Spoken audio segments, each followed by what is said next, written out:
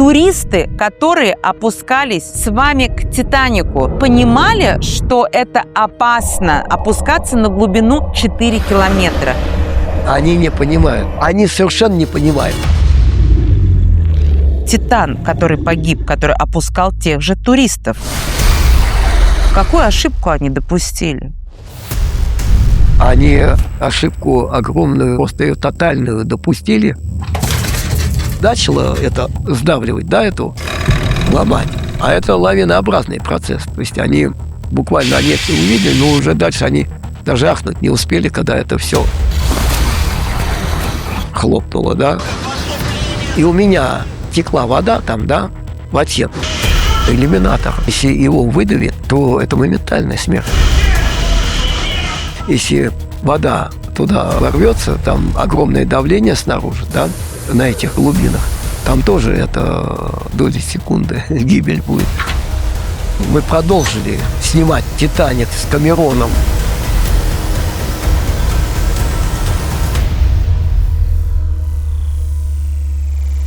Когда мы говорим «погружение к «Титанику», это звучит почти как приключение. Легендарный корабль, глубина экспедиции, иллюминатор, через который человек видит то, что миллионы знают только по кадрам фильма. Но на самом деле глубоководное погружение — это не романтика. Это аппарат, замкнутое пространство, связь, давление, экипаж и понимание. Человек находится в системе, где каждая деталь должна сработать. Евгений Сергеевич, и сразу вот первый вопрос. Каждый раз, когда вы находитесь в глубоководном аппарате, и аппарат уходит вниз, в какой момент вы понимаете, что дальше вас держит не смелость, а только машина, от которой зависит все? На самом деле, вот не все понимают, что на самом деле здесь есть очень много факторов. Я видел людей, вот и молодой парень такой здоровый, говорит, а можно в аппарате? Я говорю, ну пойдем, я тебе покажу внутри аппарата. Мы с ним залезли, он начал присаживаться, и он не сел.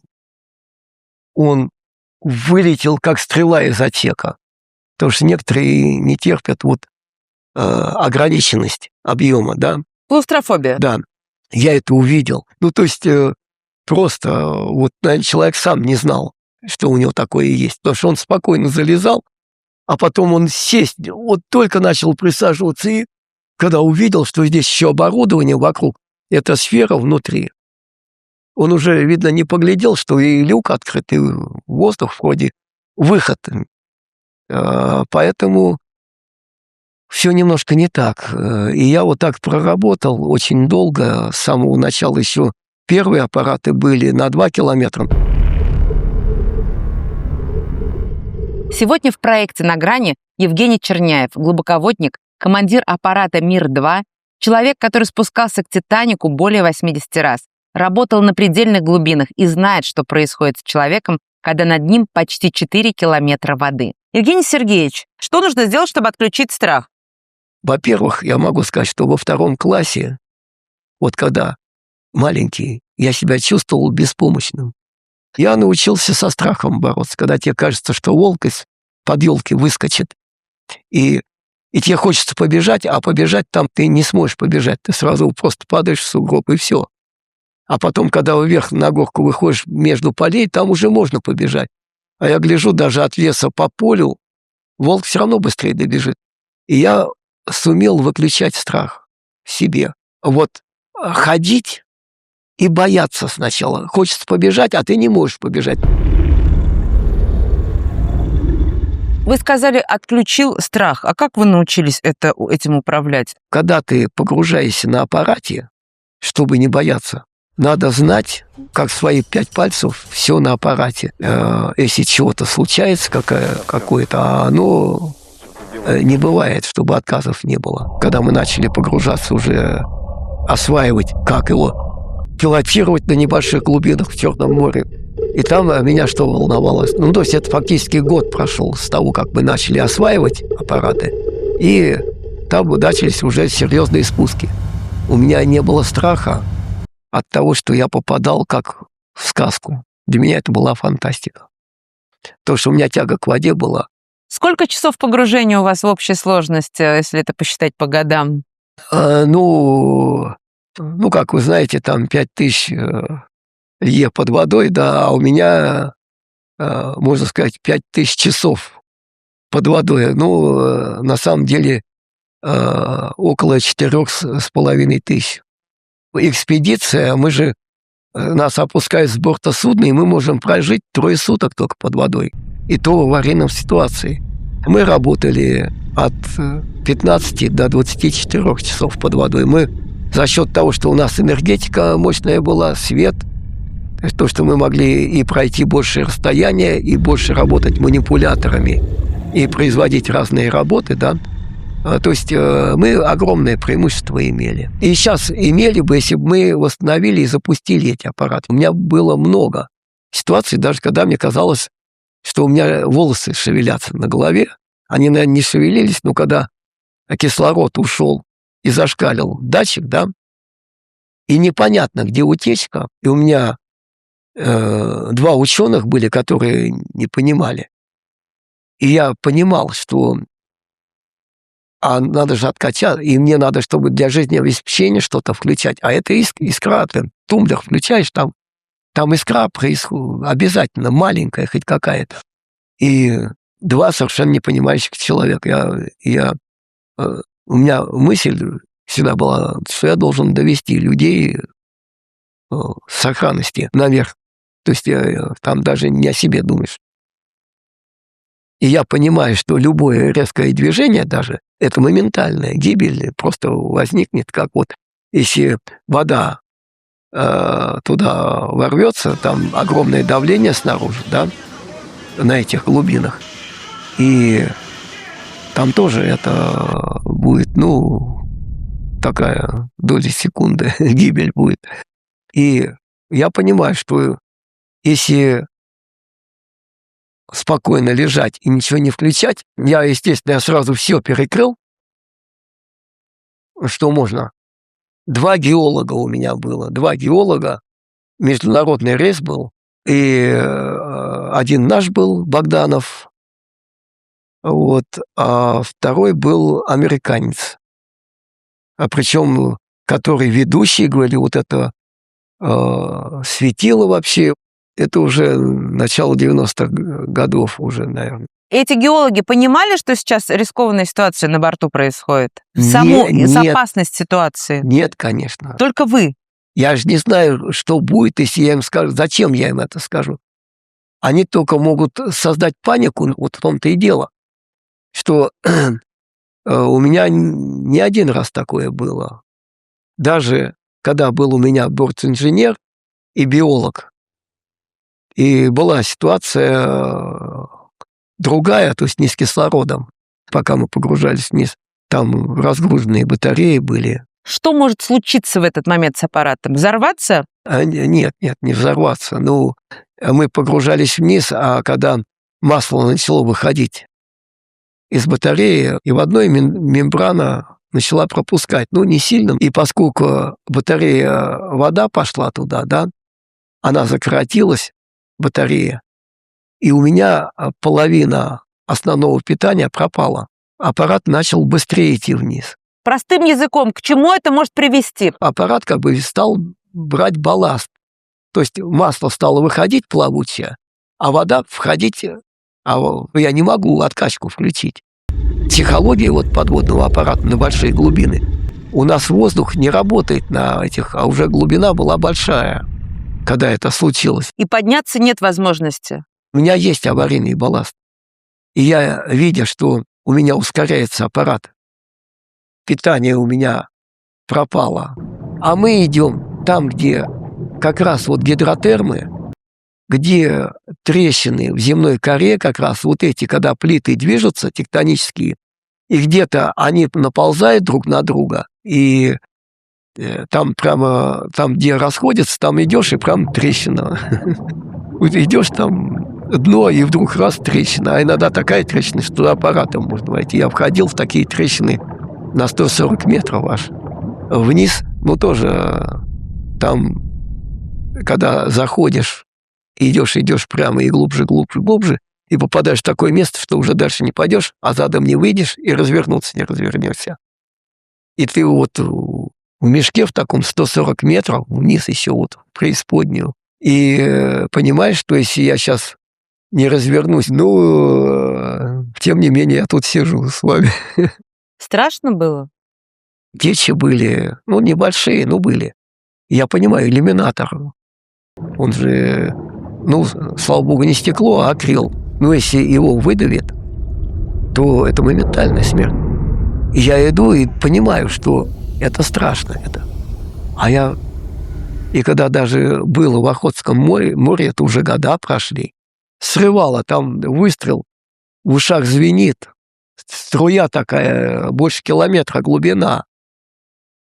Льет на геолога Лисицын Александр Петрович. И на него такая струя рваная льет. А у меня зенит был, который я около ГУМа купил, такой старенький. Привинтил цейсовский объектив, туда в полиэтиленовом пакете лежал. И на него скапывает эта рваная струя, вот через вот такую трубочку она, идет, трубочка небольшая. Давление-то огромное, то есть там быстро сфера наполняется. Струя с таким шипением, как будто тебе над ухом стрельнули, трубу сорвало, там, внешним давлением. И к нам вода идет. Вот это. И я оборачиваюсь, и у меня мысль такая, на мой фотоаппарат скапывает соленая вода. Вот и больше ничего нет, никакого ни страха, просто спокойно совершенно. А там 7 вентилей на пути. Вот, я завинтил, и струя прекратилась. Евгений Сергеевич, вопрос от Бизнес ФМ. В бизнесе и в технологиях часто говорят о запасных сценариях. А что такое запасной сценарий на глубине, где быстро подняться наверх невозможно? Мы дублируем системы, Вот, то, что это первое. А второе, параллельно с аппаратами, понятно, что очень важно иметь спасательный комплекс. А как с глубины спасти? Сделали такой трамвай, создавали параллельно с аппаратами, который, скажем, на аппарате ставится, у нас и на 2-километровом, на первом был, аварийный буй. Дело в том, что есть ситуации, когда аппарат не может подняться. А здесь, значит, этот буй плавучий всплывает, который у нас там, и там стоят маяки, радиомаяк и вспышка, который корабль может понять, каким направлением и примерно расстояние, куда идти надо. И на корабле есть радиопоиск, специальный блок, который определяет направление и расстояние туда. И дальше пускается вот по этому тоненькому тросику такой трамвай. Можно с глубины 6 километров аппарат вытащить кораблем уже. В воде вообще все происходит, все процессы в воде. Они происходят медленно. А если аварийная ситуация, пока ты то и это сделаешь, еще лучший спасательный вариант, что 2 аппарата. Один всегда может быть спасателем для другого. Давайте вернемся к более позднему времени, ближе к нашему. Когда Джеймс Камерон приехал на Байкал праздновать свой день рождения, он так проникся. Он сказал, что аппараты лучше, и команда лучше. И приехал свой день рождения, он праздновал с нами, а мы работали на Байкале. Это какой год? Это 2010 год был. Это было же уже после съемок. После всего.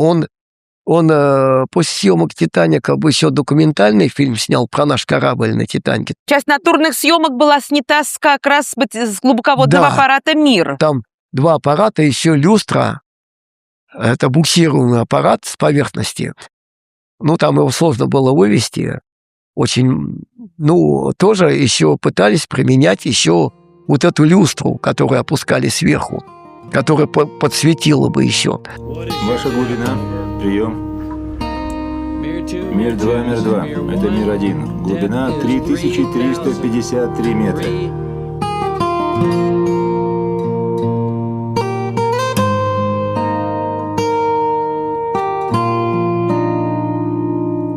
Это реальные съемки были. А расскажите про «Титаник». Первый раз вы опустились к «Титанику». Вот, вас вообще впечатлил этот корабль на дне?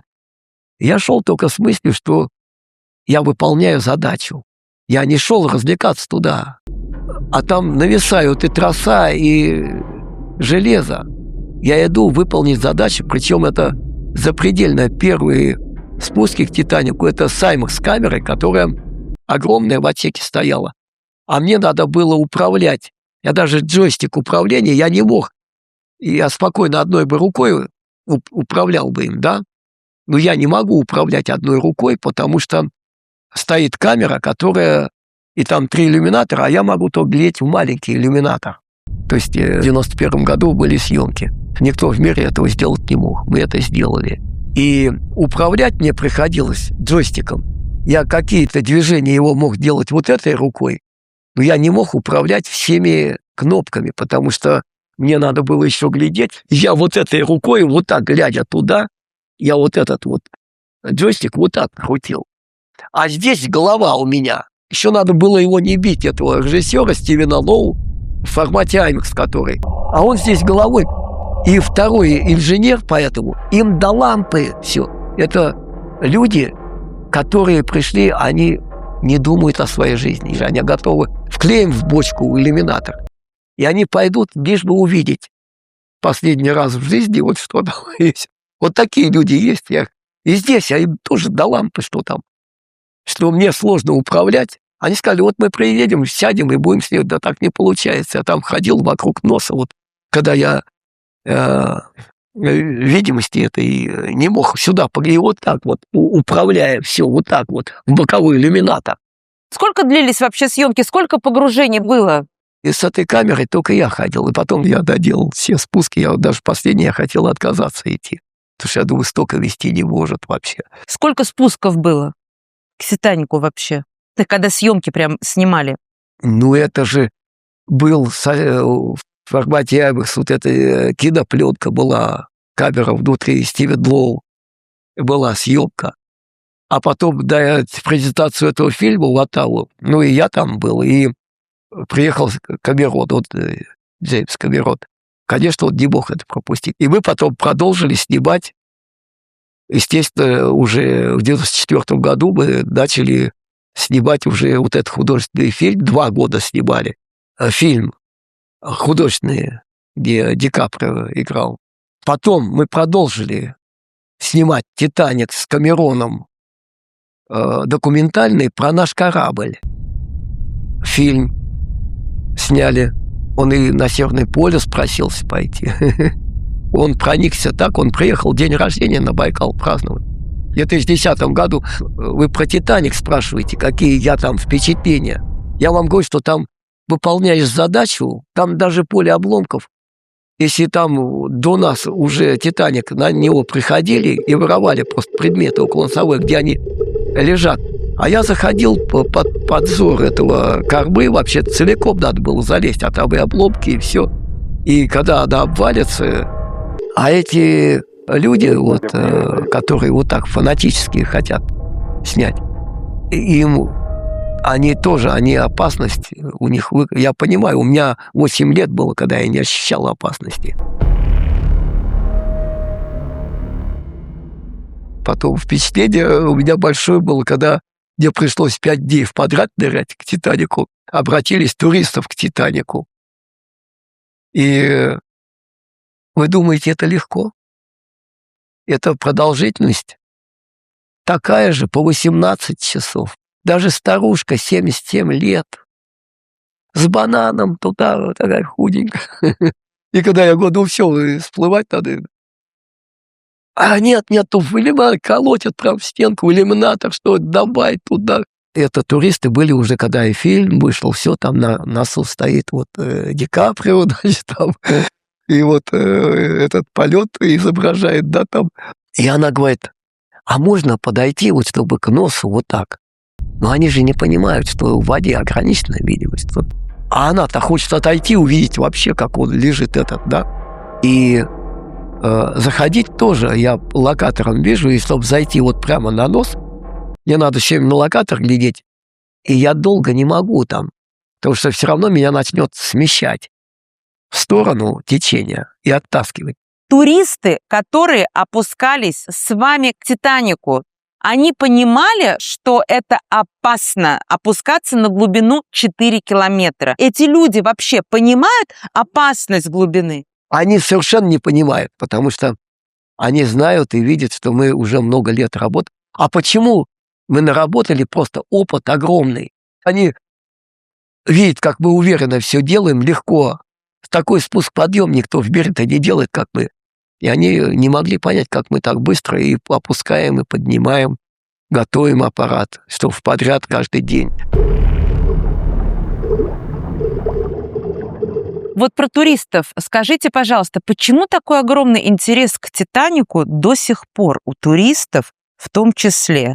И вот «Титан», который погиб, который опускал тех же туристов, какую ошибку они допустили? Они ошибку огромную, они просто ее тотальную допустили, то, что они привыкли все деньгами решать. У них был единственный инженер-технар, который понимал, что нельзя.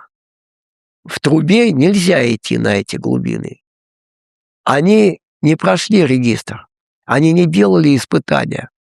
Они сказали, что мы какие-то датчики поставили и опустили на трость его на глубину, сэкономили.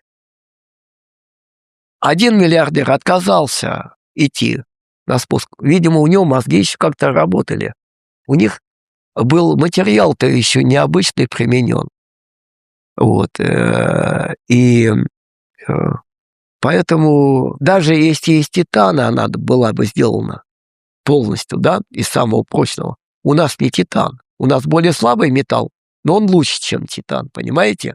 Потому что титан, он твердый, он запоминает нагрузки. А у них еще был преимущая смесь была этого материала. Это была самоуверенность вот их, чрезмерная? Это глупо такую форму использовать для обитаемого отсека, где люди. Это вообще нельзя. И у них очень глупо это все было сделано. И почему 1 миллиардер отказался идти? Он поглядел, они использовали старые стойки ржавые от лесов для балласта. Сэкономили. Мы никель использовали, а у них ржавые стойки. Этот увидел и говорит, что...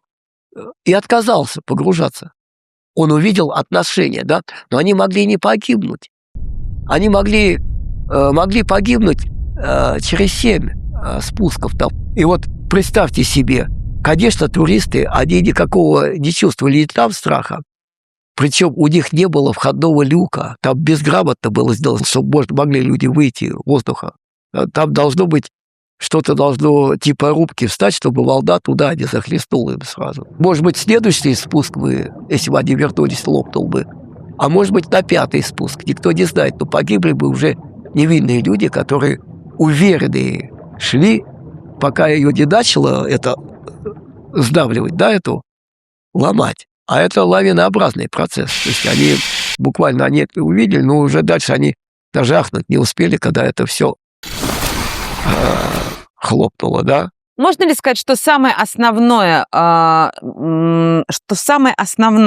то, что происходит на глубине, заложено при подготовке? Если была неправильная, плохая, некачественная подготовка, то любое погружение обречено на неуспех.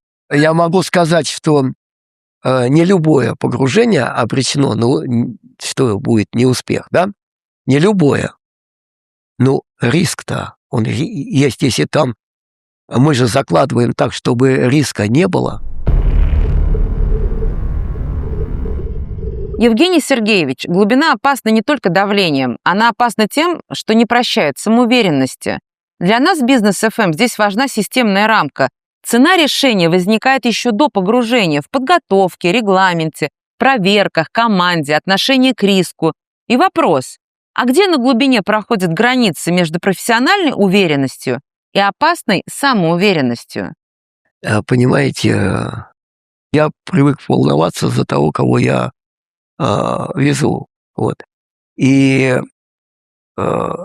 здесь просто вот у нас дублируются все важные системы. И очень часто мы возвращаемся, что-то отказало, да. И мы доработали этот спуск. Мы его доработали. Какая самоуверенность, когда мы сами ведем, и когда я понимаю, вот сам это все, ты не можешь остановиться и начать размышлять. Ты выполняешь задачу, у тебя время погружения, ограниченное жизнеобеспечение. То есть ты не можешь, ты должен делать все очень четко, быстро, и все параметры наблюдать по приборам, да, и успеть выполнить эти задачи. Подготовка важнее, чем сам спуск. Вот, понимаете, без подготовки не должно быть никакого спуска. Поэтому, естественно, подготовка нужна, но вы забыли про то, что подготовка самого человека, который пилотирует, это такая же важность. Подготовка, вы должны все поправить, чтобы оно все работало. А вы поймите, что если команда не будет это делать, вот не сможет, а это 20 человек, которые мы выполняем. Из команды, кто там технари, кто тоже там своя команда. Команда и экипаж важны? Конечно. А как же? От этого все зависит.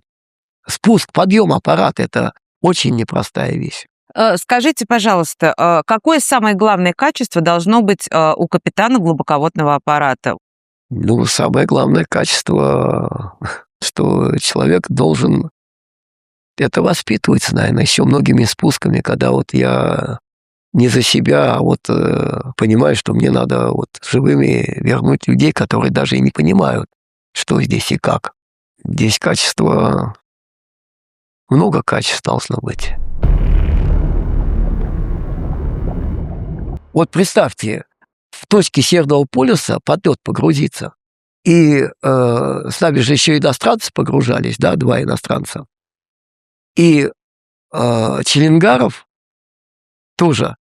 Мы можем делать уникальные вещи, мы их сделали уже. Мы много уже сделали, то, что никто в мире не делал. Когда мы поставили флаг в точке Северного полюса, какой переполох был в мире. Мы доказали, что хребет Ломоносова идет от нашего материка, да, и что никто, кроме нас, не мог опуститься, пока техника не достигла этого. Какая глубина была? 4 километра 300 метров глубина, вот там, где я погрузился, была. По поводу Северного полюса, это была задача от руководства страны или ваша идея поставить флаг на глубине на Северном полюсе? Разговоры были, и мы готовились к этому еще лет за 10. Я же сделал свое управление специально. То есть, ну, представьте себе, если у нас произошло что-то в океане, да, у нас есть аварийный балласт. Мы сбросили и всплыли. Либо, если мы сбросили балласт и не всплыли, мы выпустили аварийный буй. И он на поверхности сигнализирует, где мы. Уже понятно, что аварийная ситуация. Уже понимают, да, что надо нас спасать, да, послать второй аппарат, который есть, да. Ситуации разные, а техника, она все равно когда-то отказывает. И когда я выходил вот в точке Северного полюса, там тоже у меня было, я помогал же первому аппарату выйти, они там не могли никак эту лунку найти. А мне пришлось зависнуть на 600 метрах, потому что 2 аппарата не могут выйти, и я им помогал выйти. Вот, а когда уже они все-таки их вышли, да, и я начал всплывать, у меня уже ни навигации не было, ни связи. Правильно ли я понимаю, на Северном полюсе погружаться опаснее из-за того, что мало того, что 4 километра воды, еще и лед? И еще самое главное, что если мы даже погрузились, то мы не видим курс. Мы вот в точке Северного полюса погрузились, на дно сели. Причем мы не знали, пока мы не погрузились, и никто не знал, с чем мы столкнемся. За километром до дна у нас вообще пропала связь, очень слабая стала. И навигация пропала. Если мы не можем связаться с поверхностью, это опасно. Потому что у нас обязательная связь должна быть. Ну, желательно там чаще, да, ну, как минимум через полчаса. Но если мы не выйдем через 45 минут, там уже начнут волноваться, не будут знать, что делать. А здесь ситуация, что у нас еще и курс не показывает. А нету курса. Как вы думаете, ведь когда мы погрузились, течение, а больше даже лед от ветра зависит, от скорости и от направления. Он движется. То есть, если вы придете и будете сниматься, и поставите флаг, то вы не будете в точке Северного полюса. Я прекрасно понимаю, Вот. да. И когда я начал всплывать, куда идти-то? Курса-то нету. Я же не знаю, каким курсом я стою. И я начал двигаться просто вот наобум. Минут 10 шел, и маленький хвостик появился, пути на мониторе, на дисплее навигационном. И я вижу, я совсем не туда иду. Я начал подворачивать постепенно, идти вот так. И в итоге, выхожу на этот, потом гляжу, раз, у меня хвостик туда, я сюда добавил. Гляжу, сюда хвостик пошел, я туда добавил. То есть, и так вот таким вот рысканием, потому что я только вижу, куда я иду, когда мне приходят данные. Когда я иду не туда, я вижу, что я иду не туда. И я могу подправить аппарат. Слишком подправил. Слишком много, значит, назад. А на Комсомольце, когда я вернулся, ко мне привезли Стармеха, который не был в этом походе с АПЛ «Комсомолец» атомной лодки. Закрыли в лабораториях, а у нас, когда видеозапись идет, и записывается звук на магнитофоне. И вот я сижу ему, поскольку я нашел все эти цели, и вот он приехал, и я ему объясняю. А он слышит, что я там говорю.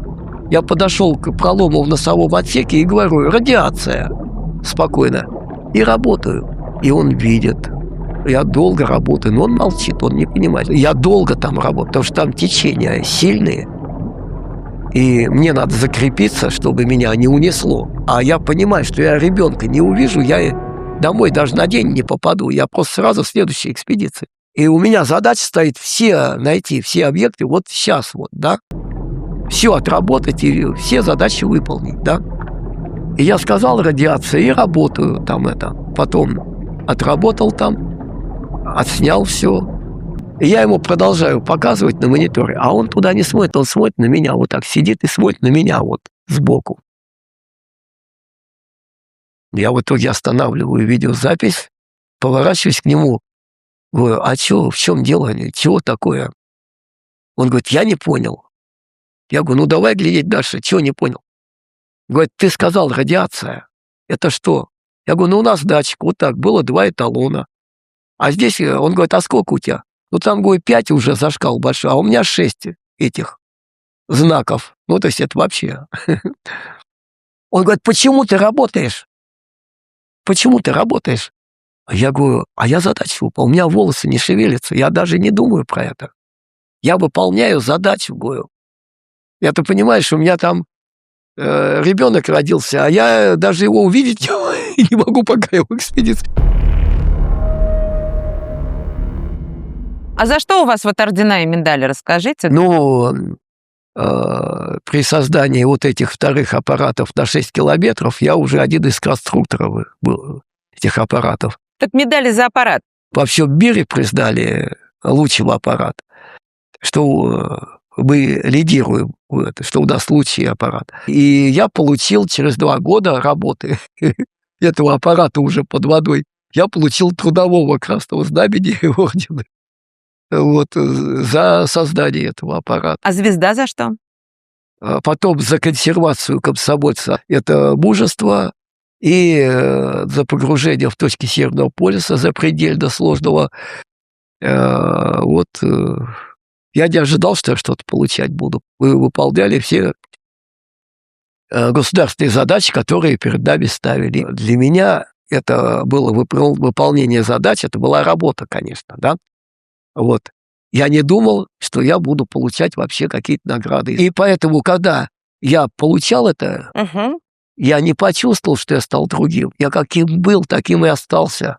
И я понимаю, чтобы достичь большего совершенства не хватит жить. В истории Евгения Черняева глубина перестает быть приключением. Это не романтика экспедиций и не красивый кадр через иллюминатор.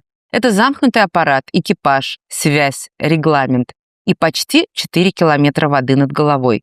Там нельзя победить океан. Можно только быть достаточно точным, собранным и дисциплинированным, чтобы не оставить шанса ошибки.